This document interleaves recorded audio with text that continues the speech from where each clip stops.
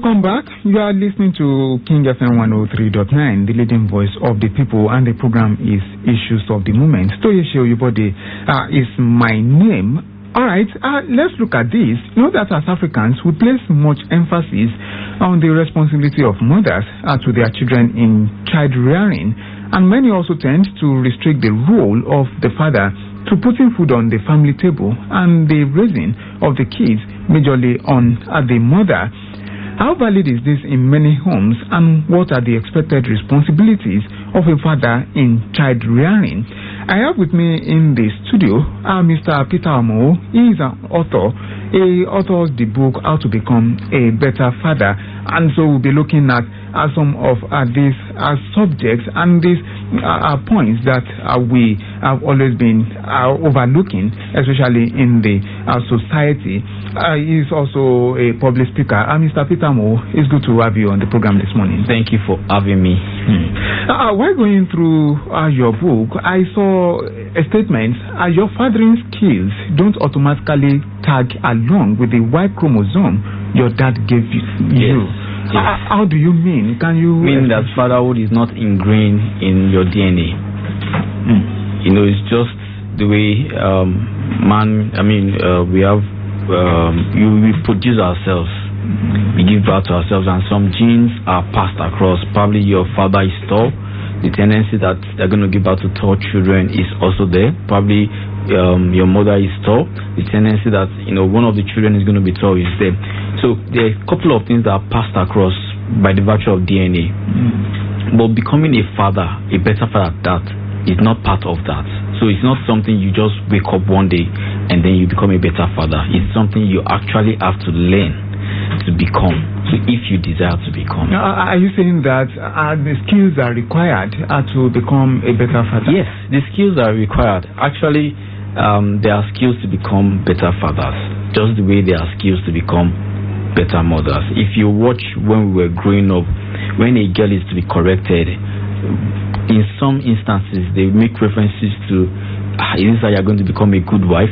Is that you're going to be the mother of your children? Is that you're going to be responsible in your husband's house? But for a boy, when he's being corrected, no such statement is made, meaning that a girl is being tutored from a very early stage to become a mother, to become a wife. So she picks up the skills very early.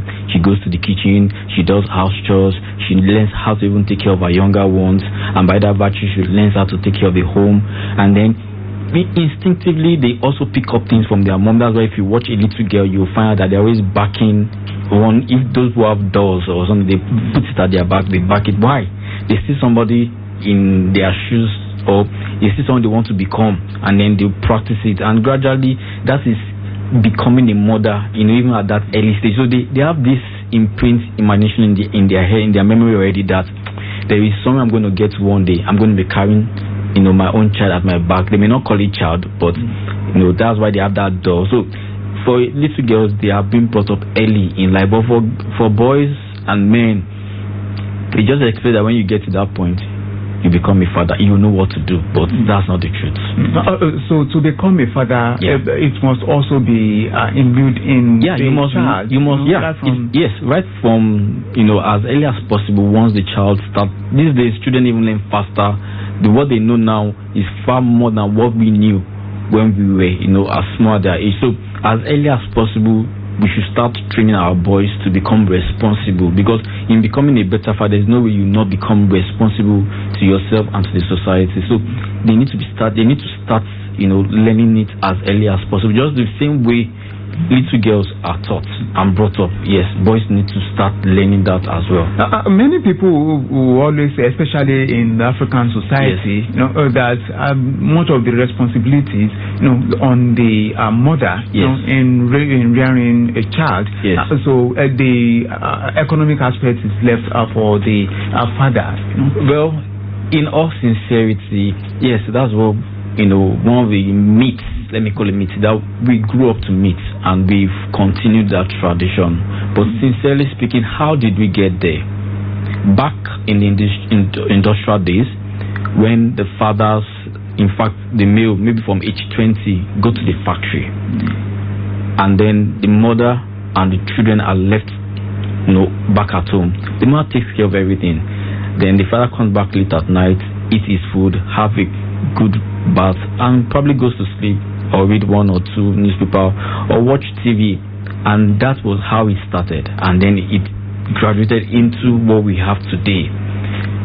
But the implication of it is that the father's role is as equal as the mother's role. In fact, if not more. If you say you are the head, then you should take the leadership role as well in bringing up your family, not even just your children, every member of your family, including your wife. You should show them the way. You should play that role as it is on paper. So how we got there is just over time. That's not the way it should be. But that is the way we have come to. But we need to start changing the narrative. You are blaming it on the Industrial Revolution. I'm not blaming it on the Industrial Revolution. I'm actually blaming it on ourselves, because one of the things that is common to Africans is copy and paste. Okay. We copy other clients' innovation. We copy other clients' fashion. We copy other things that happen over there without digging to the genesis of how it happened, and we don't even bother to alter it. You call it localize. We don't even bother to localize to be peculiar to us. We just take it and adopt it, and then we move on with it. I want to say that there are more economic challenges in this part of the world, even than those that we believe that we copy. Yes, that goes further to compel men to do that. Yes. But today, as we speak, it's not just men who bring food to the table. Women as well bring food to the table. In fact, in some homes, children bring food to the table. So meaning that it doesn't change this. It doesn't change the fact that man should still provide leadership role, not just economically, but even in character, even in justice, even in legacy, even in other areas, even in behavior. Man should still play the leadership role. The fact that we have economy difficult doesn't change it. It shouldn't change it. Then if the skills of being a better father are to be acquired, does he have anything does he have any connection with the father and the mother? Does he have any connection with the background of the child at home? It does. It plays a little role on who the child may become, because a child also gets to a point where, having been brought up, will have to also bring himself or herself up. So yes, and then who a father also becomes also tells a lot from where it's coming from. There was a time I was listening to a radio program, and the man said, well, from where he came from, that all they do is just put money on the table and they go. They expect the mother to take care of the children, so they are not bothered about what happens at home, as long as there's food in the house, there's money on the table, and that stuff. So, for example, when the child needs to be called to order, you expect the mother to call the child to order. How effectively will she do it? When the child needs a role model, who is going to be that role model? What he has seen the father do, what he has seen the father do is what he's going to do later in life too, and he's going to accept it as the norm. So eventually, if such a man has a son, and son grows up to become a man and gets married, he's going to do the same, because that's what he has seen his father does, and he hasn't seen it as a bad thing, because he probably has even turned out averagely fair. So one wants his own children to survive, and the cycle continues like that. So where we are coming from actually goes a long way to also tell who we will become if care is not taken and if the course is not altered. Okay, so children can also be nurtured through character. Yes, children can be nurtured through character, not even by unspoken words. Like yesterday someone was saying, how do you prevent your children from viewing what they shouldn't view? The answer is, don't view what you don't want them to view, because even things that are done secretly away from the children, even thinking they don't know about it, you'll be surprised that somehow it just plays out in their life.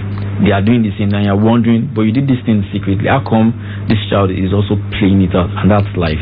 So what you don't, if both the spoken and unspoken characters determine how a child turns up at the end of the day.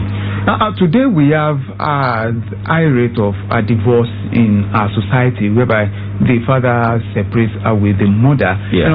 And you've pointed out the essential roles of the father, yes. In bringing up a child. Yes. Then what state does it leave the child? What state does it leave the child? Psychologically, you mean in a broken home? Yes, in a broken home, whereby the father is somewhere else and the mother is somewhere else. Okay, there's this understanding that the day a father dies, same for the day a mother dies, something dies in the life of the child. And marriage sometimes is like that. When it is broken, it doesn't leave both parties the same. Same for the children. It will not leave them the same. Yeah, they may 60%, 70% be able to survive, but the scar will still be there. Even having grown old, you will even see in some cases they don't want to get married because they don't want the same to happen to them. And in some cases they will fight it that what happened to their parents will not happen to them. And in some cases they don't care. If they end up with a broken home, my parents ended up with a broken home and they are fine, I'll be fine. So it goes a long way. It's emotionally, it goes a long way. Psychologically, it goes a long way. In character-wise, it goes a long way. Especially if they were part of the whole process of how the marriage went bad. If the need was the mother or the father that misbehaved, maybe got drunk or something, they may learn good lessons, they may learn bad lessons, but the point is that at the end of the day, it really doesn't leave them the same. Does it jeopardize the chances of the child, or especially the male child, becoming a better father? It does, but it can be overcome. Now, also, let me put a balance that the fact that they are not also together does not mean that the man who is separated from his wife cannot also become a good father, because he can still play certain responsibilities. For example, still take care of their education, still take care of their feeding, still be in touch with them. Yes, it's just that the way it ought to be, the way it's been designed, by our Creator, is that both father and mother should be together. There are other things that it passes. It solidifies. That there's a lot of other things it solidifies.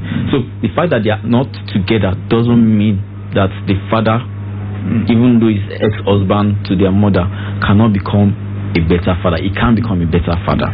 So for the child also can become a better father. In fact, in some cases, for those who prefer family, who find it unfortunate that their parents separated, can become a better father because they won't want what happened to their parents to happen to them. So they will learn in life very early. If the need was misbehavior or one character the other that ruined it, they will try and correct it. They will fight it out to ensure that similar things don't happen to them. So somebody who is coming from Bukunum can actually become a better father.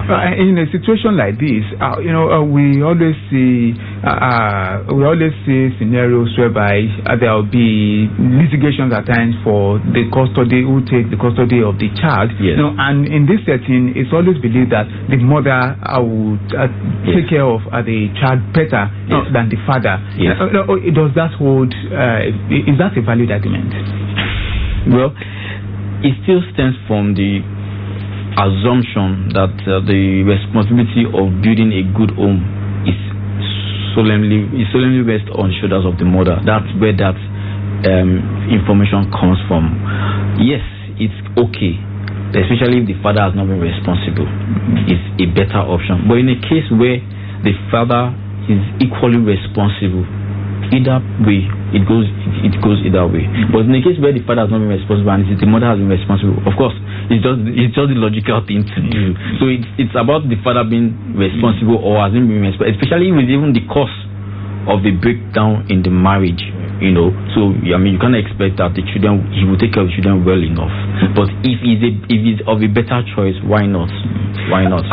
You've highlighted, or let me say, you've theorized about five types of fathers. Yes. You mentioned the performance of formula fathers, yes. The absentee or distant fathers, and yes. also the passive fathers, the authoritarian, disciplinarian, or strict fathers, and also the last one, the faithful, resolved, committed, or role model fathers.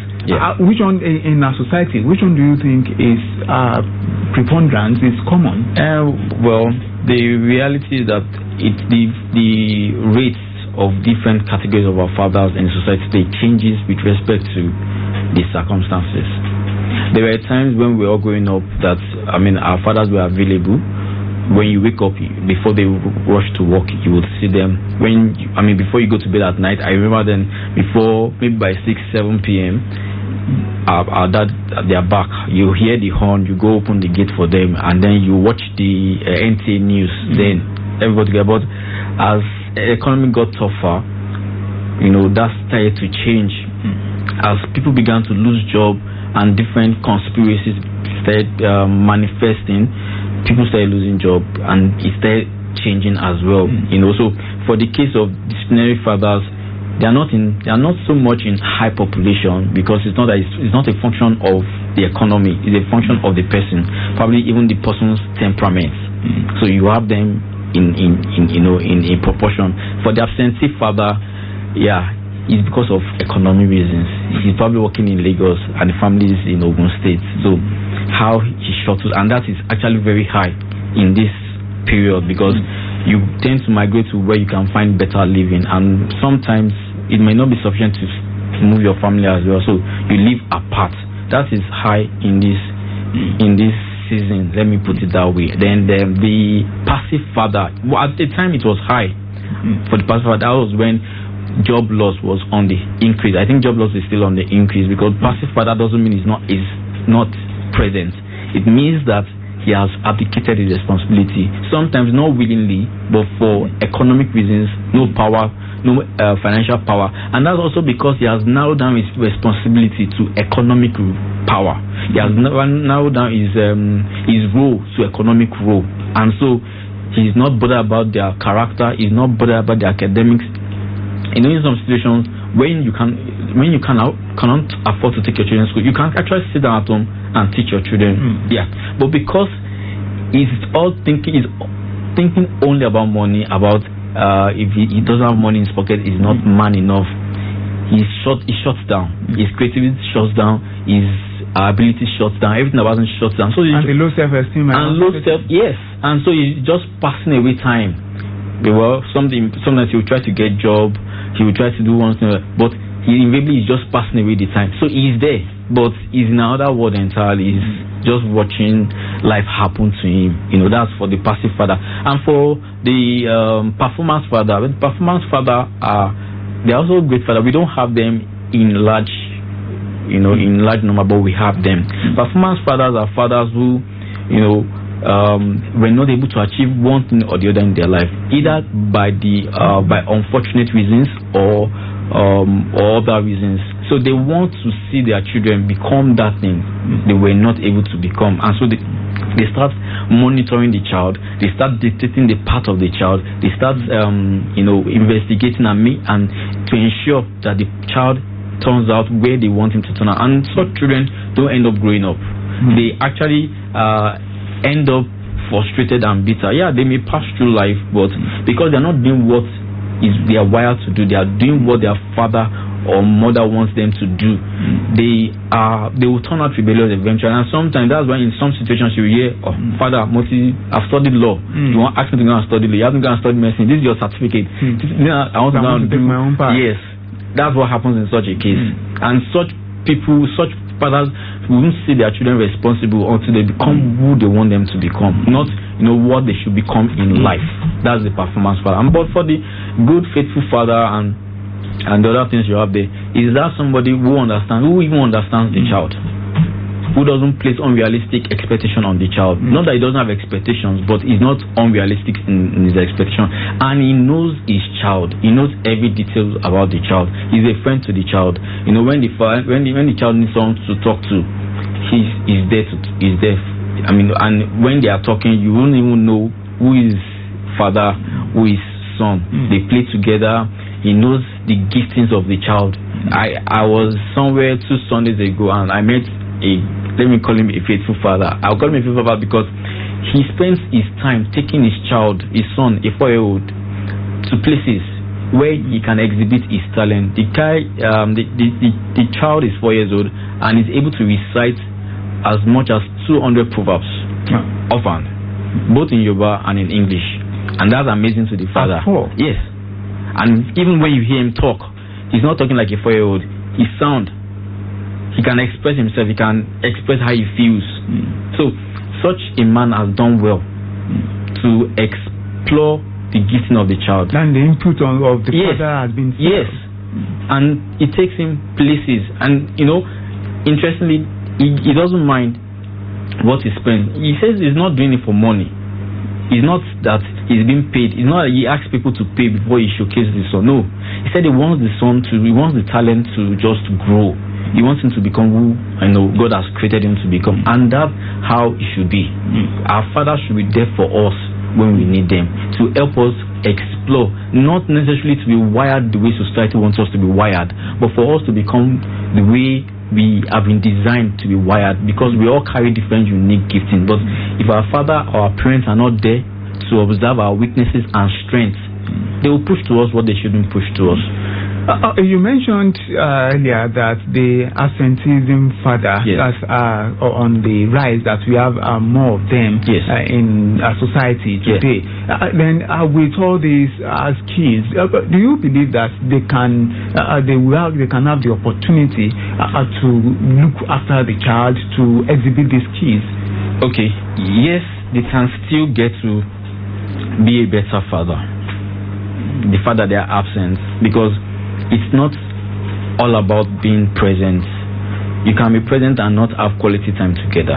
So it's about, even while you're away, create quality time with them. Leverage on the technologies, the communicating tools that are available to, invest in them. For example, get to talk to them more. Probably in the morning, probably when they get back from school, probably before they go to bed. You are not around. They are not seeing your face. Get to talk to them more.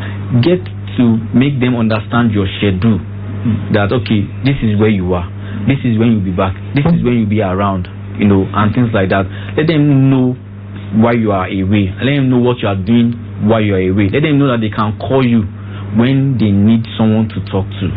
That way you will be able to bridge the gaps that your absence is creating. And other things, you can do surprise visits, show up, make your presence, the short time you have, make it quality, such that when you are absent, they keep thinking about, oh, my dad, and they keep thinking about the smile you left on their faces. They keep thinking about the good time you both have together. Play, not necessarily that when you're around, you now give them gifts on the excess just to fill up. It's not going to be the best. You'll be creating addictive children who are only looking forward to the gift and not to your presence. And your presence go a long way, even beyond the gift. So that way, you can, as an absentee father, you can still, be a better father. But the first thing, it starts with awareness, and it starts with the father. Though you are absent, your family still comes first, and you should know your children on your fingertips. So even if they call you from school that this thing happened, or your child is involved in this, you should be able to vouch for your child that, okay, I know my child, he can do this, he can do it, but he can't do this. That is a good start, even though you're absent. You have advised strongly against making up for lost time. What's that about? The lost time and the situation. When you ask a child to define what love is, when you ask a child to define how he perceives the parents, he's likely going to explain to you in the form of time, not gifts. Yeah, gift may come as secondary, but the time you spend together is what is more important. So don't fill that void or that time with gifts. I'm not saying don't give your children gifts. It's okay, but don't make it all about gifts, because you are only creating another kind of child when you do that. So making up for lost time is about quality time, not primarily about the gifts, about the sweets, the chewing gum, the meat pie, the toy, the bicycle. It's about the time spent together. That time cannot be exchanged for anything else. You are listening to King 103.9 FM, the leading voice of the people. The program is Issues of the Moment. I'm discussing with Mr. Peter Amao. He is an author and also a public speaker. We'll be right back after this. We've been discussing on how to become a better father in child rearing. We'll be right back after this quick musical break. Please stay with us.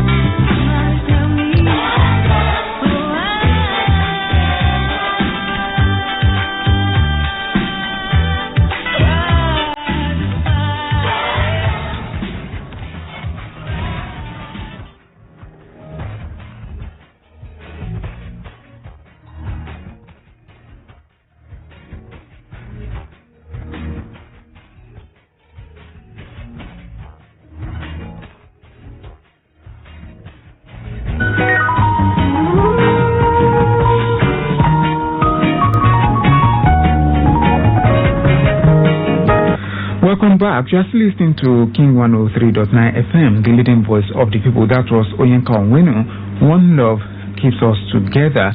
And we have been discussing the role of the father, how to become a better father in a home. I still have with me in the studio Mr. Peter Amao. He is an author and also a public speaker who has been doing justice to the subject. This is the last lap for the program this morning. But as we round off the conversation, to become a father, generally, does it have anything to do with psychological readiness? Okay, there's what you call father as a status, and there's what you call father as a behavior. The father as a status is the fact that you have a child, and everybody recognizes that.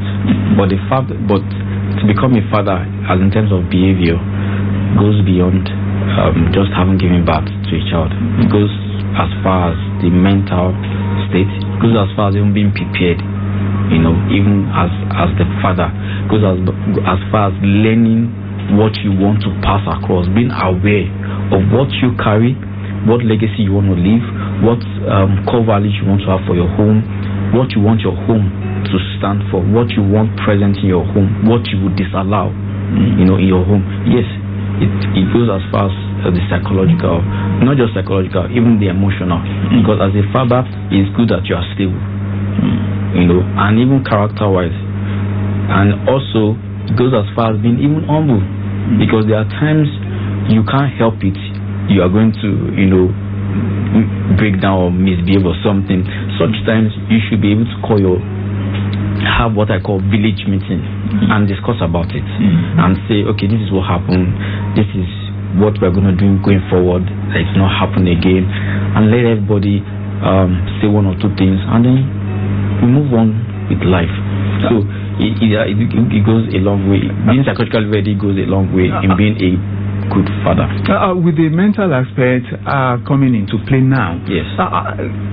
Today we have many unwanted pregnancies, yes. All around. Yes. Then if the psychological readiness is also a big major factor in bearing a child, in breeding good children, then what does this leave the society, in terms of social balance and social well-being? If, for example, from a young age, our sons, our boys are being prepared, and our awareness are being awakened, we will have less of unwanted pregnancies. We will have less of children born outside wedlock. We would have even domestic violence. We will have less of it, and we will have better leaders in our society. So it goes a long way. I mean, it cannot be overemphasized. Unfortunately, the society has flipped it the other way to leave it for the mothers. But it goes a long way that the son is equally ready to be a father when he turns out to be a father. I like to bring out this excerpt. To be a faithful, committed, or role model father, we must begin as apprentices, willing to learn, unlearn, and relearn. Yes. Yes, because we did not, because part of the gene given to us was not to be a father, not in terms of status now, that's production, but in terms of behavior, we have to learn it. And that's why in some cases, for a family, a large family, you find out that the first son, their first child, is with trial and error. Then the second child turns out better than the first child, because some mistakes they made with the first child, they've been able to correct it with their second born. And then if they happen to have a third child, you find that third child gets better, way better, because the trial and error they have done with the first and the second, they've mastered the skills, and so they are able to better bring up the third or the last born. That what you just said reminds me of this traditional hypothesis that the first child always have issues, are not always well groomed. Yes, we will have issues because it was a product of trial and error, and